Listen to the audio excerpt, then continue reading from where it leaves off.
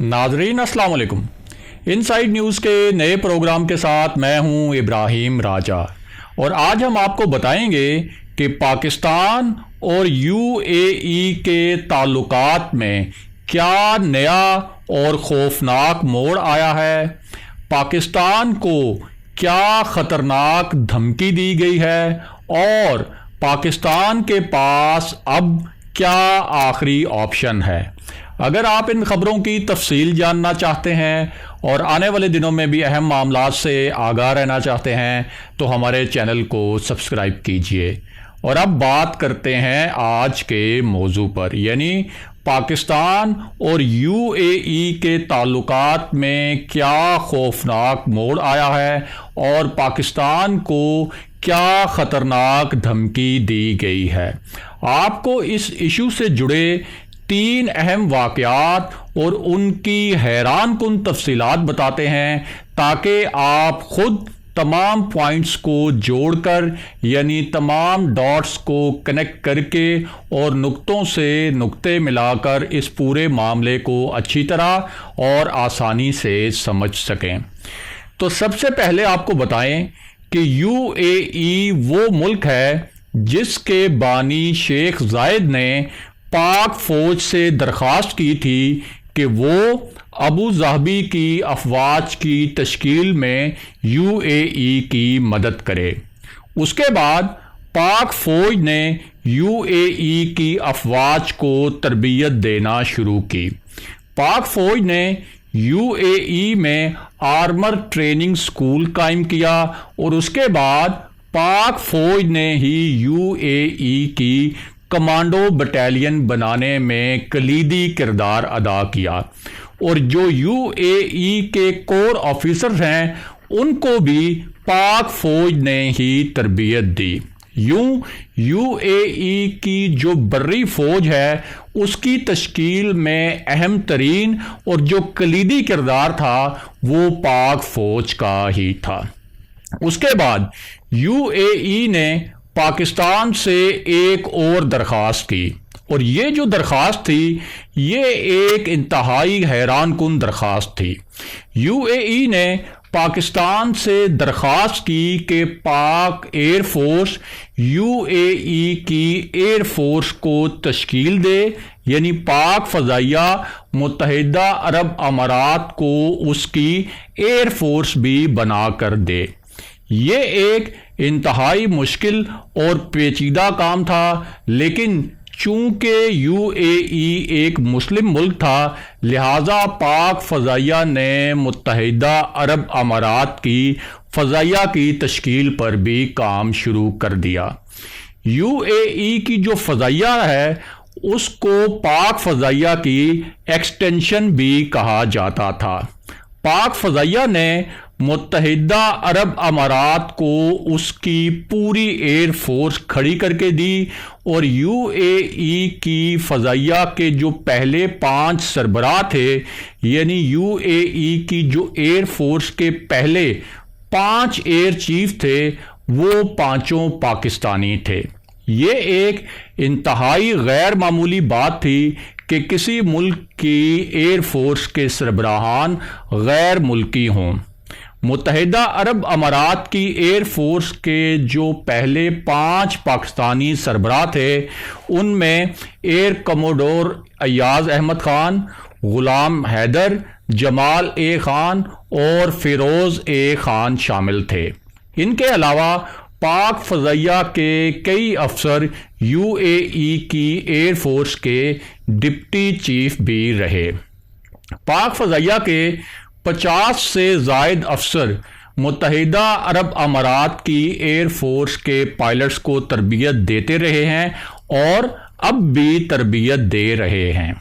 अब वापस आते हैं उस मामले पर कि यूएई और सऊदी अरब पाकिस्तान के साथ क्या नया खौफनाक खेल खेल रहे हैं और इसका जो पूरा कॉन्टेक्स्ट है या जो उसका सियाको सबाक है वो सियाको सबाक और पस मंज़र असल में क्या है।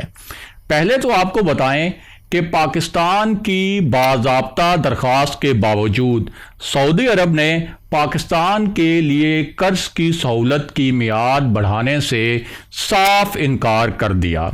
اس انکار کے بعد پاکستان کو مزید $1 ارب سعودی عرب کو واپس کرنے پڑے ہیں۔ یوں پاکستان سعودی عرب کو $2 ارب کا قرض واپس کر چکا ہے، جبکہ پاکستان سعودی عرب کو بقیہ $1 ارب بھی اگلے ماہ واپس کرنے پر مجبور ہوگا۔ دوسری جانب پاکستان کی باضابطہ درخواست کے باوجود پاکستان کے لیے ادھار کی پہ جو تیل کی سہولت تھی اسے بھی ایکسٹینڈ نہیں کیا گیا۔ اور اب بات کرتے ہیں کہ UAE نے سعودی عرب کے ساتھ مل کر پاکستان کے خلاف کیا نئی بڑی چال چلی ہے، اور ساتھ ہی آپ کو کچھ دلچسپ اور اہم اعداد و شمار سے بھی آگاہ کرتے ہیں۔ تو سب سے پہلے آپ کو بتائیں کہ بھارت کے باہر دنیا بھر کے دیگر ممالک میں جو بھارتی شہری رہتے ہیں وہ کل ملا کر $83 ارب کا زر مبادلہ بھارت بھیجتے ہیں۔ اس میں سے 27% زر مبادلہ متحدہ عرب امارات، جبکہ 23% زر مبادلہ سعودی عرب سے بھارت جاتا ہے۔ اس کا مطلب یہ ہے کہ بھارت میں جو کل زر مبادلہ جاتا ہے اس کا 50% حصہ سعودی عرب اور UAE سے آتا ہے۔ یہ زر مبادلہ اس وقت بھارتی معیشت کے لیے ریڑھ کی ہڈی کی حیثیت رکھتا ہے۔ اگر یہ زر مبادلہ آنا رک جائے تو بھارتی معیشت کی کمر ٹوٹ جائے۔ اب آپ کو پاکستان، سعودی عرب اور UAE کے متعلق کچھ اہم اور دلچسپ اعداد و شمار بتاتے ہیں۔ تو معاملہ یہ ہے کہ سعودی عرب میں تقریباً 27 لاکھ کے قریب پاکستانی رہتے ہیں۔ اس کے علاوہ سعودی عرب کے زیر اثر دیگر عرب ممالک میں بھی تقریباً 18 لاکھ پاکستانی مقیم ہیں۔ بیرون ملک رہنے والے پاکستانیوں نے اس سال $23 ارب سے زیادہ زر مبادلہ پاکستان بھیجا۔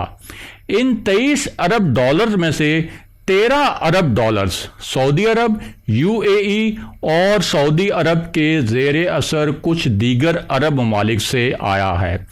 اگر سعودی عرب اور UAE پاکستانیوں کو بے دخل کر دیں اور یہ زر مبادلہ آنا رک جائے تو پاکستان کی معیشت ایک ماہ بھی نہیں چل سکتی۔ اب اس پوری صورتحال میں ترکی کی بات کی جائے تو ترکی میں پاکستانیوں کی تعداد 1000 سے زیادہ نہیں۔